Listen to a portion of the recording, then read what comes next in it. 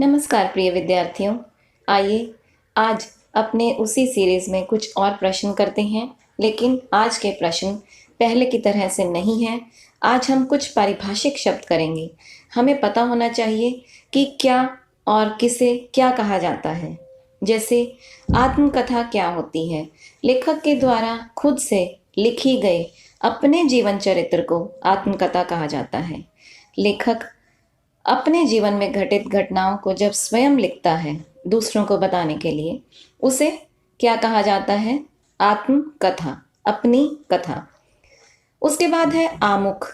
नाटक में वह दृश्य जहां पात्र अपने कार्य संबंधी ऐसी बातें करते हैं जिससे नाटक की कथा को सूचना मिल जाए, तो इसे प्रस्तावना भी कहा जाता है।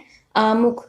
आरंभिक, जैसे हम समाचार लिखते हैं, समाचार लिखने की कौन सी शैली होती है? उल्टा पिरामिड।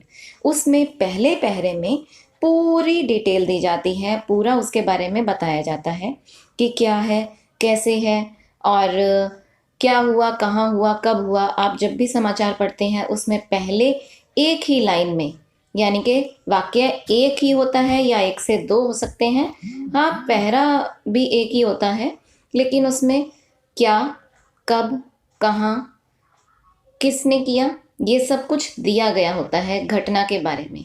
हाँ कैसे हुआ उसको थोड़ा सा, क्योंकि डिटेल चाहिए इसलिए उसको अगले पहरे में रखा जाता है। तो उसमें भी ऊपर वाले जो भाग में उल्टा पिरामिड, उल्टा पिरामिड आपको पता है कैसा होता है? उल्टा पिरामिड में ऊपर जो है उसे आमुख, प्रस्तावना, इंट्रो आदि कहा जाता है। अब बात है गीति नाट्य। गीति नाट्य मतलब संगीतात्मक जो नाटक है, जैसे अंधा युग। किसने लिखा? मुझे कमेंट करके आप बताइए। नाम ध से शुरू है, मैंने आपको क्लू दे दिया है। अगला प्रश्न है चित्रकाव्य। चित्रकाव्य होता है चमत्कार को प्रधानता देने वाला काव्य। जैसे चित्र बन जाता है, रेखा चित्र हमें पता है, किसी भी व्यक्ति का सिर से पांव तक, यानी कि इसको भी कह सकते हैं सिर से पांव तक, नख से शिख, ऊपर से लेके पांव तक का पूरा इस तरह से बता देना कि कोई उसका चित्र भी ड्रॉ कर सके, उसे हम रेखा चित्र कहते हैं। थोड़ा सा उससे अलग होता है चित्रकाव्य। छायावाद।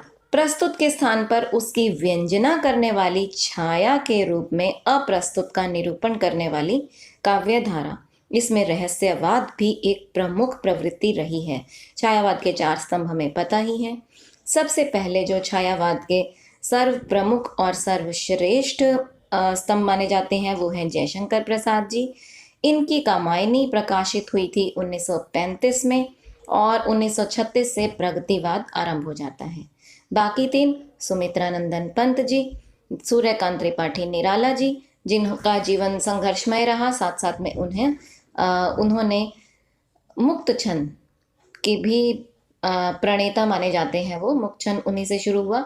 उस समय उसे रबड़ छंद और कई तरह की उपमाएं देकर उनका मजाक भी उड़ाया गया, लेकिन आज सभी मुक्त छंद में ही अपनी रचनाएं कर रहे हैं। तो और चौथी हैं महादेवी वर्मा जी। आधुनिक मीरा कहा जाता है इन्हें।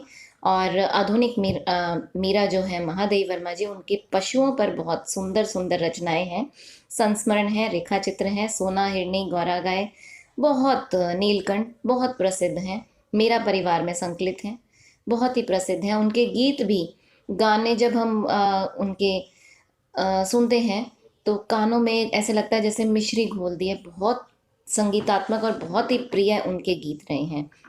निहार, रश्मि, नीरजा, सांध्य गीत, दीपशिखा, यामा, ये सब ज्ञानपीठ पुरस्कार भी उन्हें मिला है। ये सब रचनाएं, ये मैंने क्रम के आधार पर ही बताई हैं। सबसे पहले निहार ही आती है, निहार, रश्मि, सांध्य गीत, दीपशिखा, यामा। पलायनवाद, छोड़कर भाग जाना, पलायनवाद की प्रवृत्ति, जीवन से पलायन कर कविता को एकांत में खींच ले जाने वाली धारा। उसके बाद आता है छायावाद को पलायनवाद के नाम वो भी किया गया था, व्यंग्य किया गया था, लेकिन छायावाद में कहीं भी पलायनवाद नहीं है। ले चल मुझे भुलावा देकर इस तरह की कविताओं को टारगेट किया गया था, इंगित किया गया था, व्यंग्य किया गया था, लेकिन छायावाद में तो साफ ही है। वैसे ये प्रश्न बहुत बार बीए में और यूजीसी में जब बड़े प्रश्न आते थे, 40 नंबर का एक प्रश्न आता था, उसमें बहुत आता था कि क्या छायावाद में पलायनवाद है, अगर नहीं है तो उसे किस तरह से आप डिस्क्राइब करेंगे। तो इस तरह के प्रश्न बहुत आते थे। छायावाद में कहीं भी पलायनवाद नहीं है, बल्कि कर्म करने की प्रेरणा दी गई है। अब अगला प्रश्न क्या, अगली जो व्याख्या हम करेंगे प्रगतिवाद की। प्रगतिवाद क्या होता है? मार्क्सवाद। जैसे मार्क्सवाद से ये प्रभावित रहा है, कार्ल मार्क्स जी ने शुरू किया था। 1936 मैंने आपको बताया प्रगतिशील लेखक संघ की स्थापना हुई। धीरे धीरे आगे ये और बढ़ता गया। राजनेता भी प्रगतिवाद में बहुत सक्रिय रहे थे। प्रभाववाद भी रहा है। प्रभाववाद किसी वस्तु या कलाकृति द्वारा हृदय पर पड़ने वाले प्रभाव कि इसका मुझ पर प्रभाव पड़ा, इम्पैक्ट कहते हैं इसे।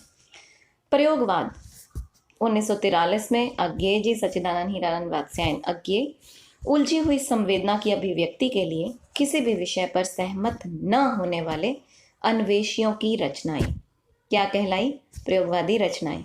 तो ये है प्रयोगवाद। प्रेम आख्यान, दोबारा से मैं एक बार प्रयोगवाद बता देती हूँ। उलझी हुई संवेदना, हमारी जो मानसिक संवेदनाएं हैं वो उलझी हुई हैं, उनकी अभिव्यक्ति के लिए, उनको अभिव्यक्त करने के लिए किसी भी विषय पर सहमत न होना, ये न होने वाले अन्वेषियों की रचना। तो ये थे, प्रसाद जी ने शुरू किया था और हर तार सप्तक 1943 में, तभी से प्रयोगवाद माना जाता है। करें अगला, प्रेम आख्यान, प्रेम की कहानियों वाले ग्रंथ, ये किस में ज़्यादा है ये आप मुझे बताइए। सूफियों में है।